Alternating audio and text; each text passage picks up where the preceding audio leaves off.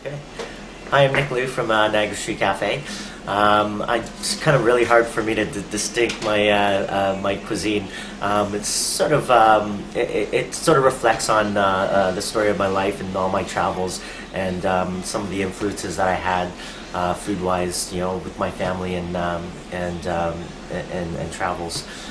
So it's very eclectic. It has a lot of different flavors, a lot of Asian flavors, and a lot of Indian flavors, but solely kind of based on the French cuisine. So some of my history in my life as a cook and as a young apprentice, I went to George Brown for the 2-year culinary program. During that time, they placed me at Scaramouche, which was probably one of the best influences of my cooking career. I actually ended up staying there for about 9 years.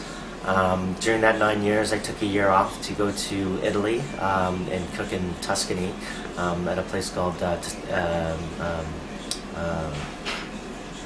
Castello Vecchio Maggio. And then after Scaramouche, I went traveling for 2 years with my wife, Trista Sheen, and worked in London, worked at a place called Automat, a little restaurant that's really quite unknown called the Fat Duck.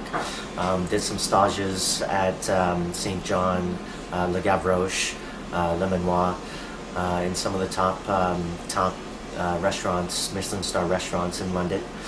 From there, I went to Spain, which is more of a personal education on food. It was really hard to get a job because we didn't have the right papers, but just being around all the people and the food and all the markets in Spain was quite amazing, and especially the care and love that they bring to cuisine was a great thing to see.